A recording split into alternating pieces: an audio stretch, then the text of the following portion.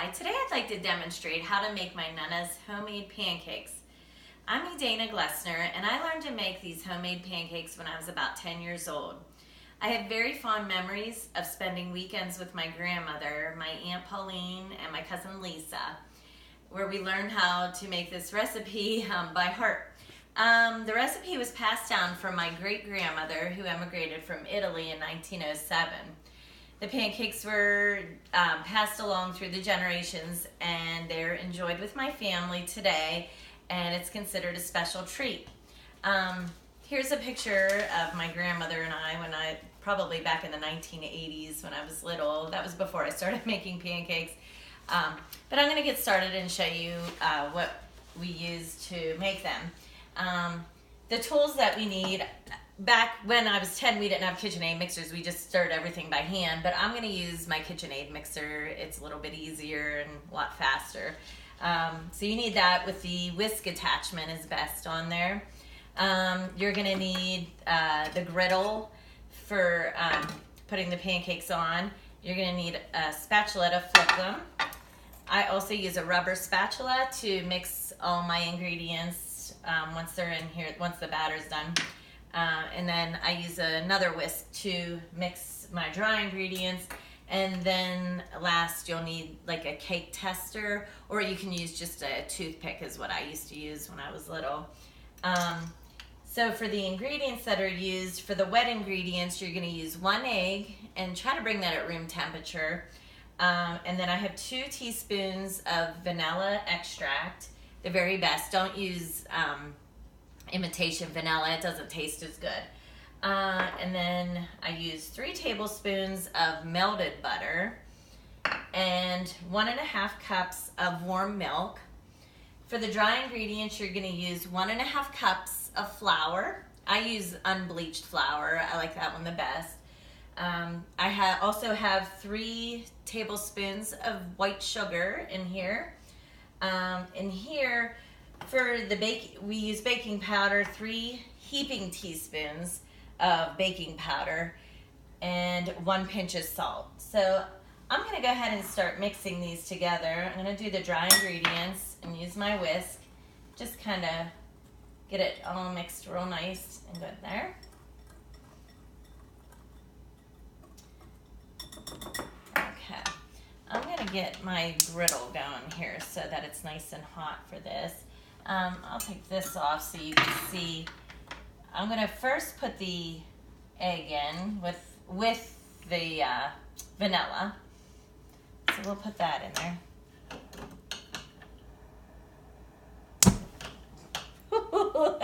That didn't want to start right.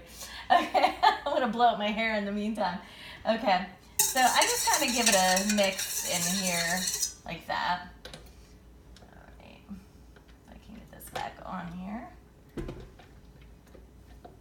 course it will go on nice and smooth. Okay, and then I'm going to put the melted butter in here also. So we'll get those in there. And just mix those up. And then I'm going to start with putting the flour. I'm going to alternate the flour and the milk mixture in here.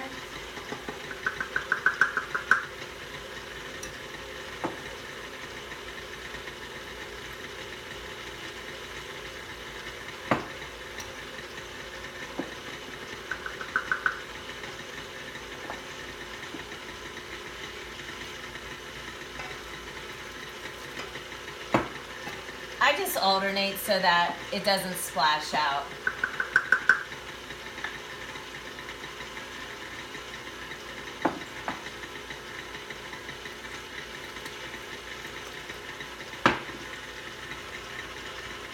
Let's put the rest of that in there.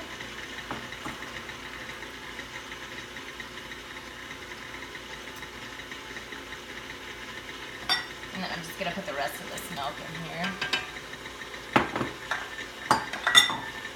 The best part is making a mess. My grandmother used to yell at me and my cousin because we were always wanting to taste test it with our fingers, and we'd get in trouble with that.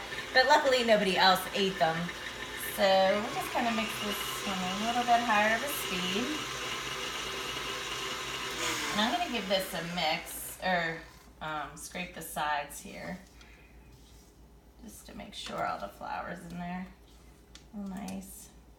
And then you just want to beat this till there's no lumps. There's just a couple more lumps here. And then to know that the griddle is right, I get a little bit of water and I'm going to splash it on here, and if it dances, we know it's ready. So I don't know if you can see, but the water, it's dancing around, bubbling on the griddle, so I know this is good. So the batter looks like it's ready. You can use a ladle to scoop it out. I just use my measuring spoon here, measuring cup, I mean. And then I just put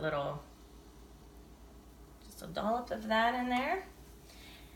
And then we'll wait till this bubbles. That's how you know it's ready to flip.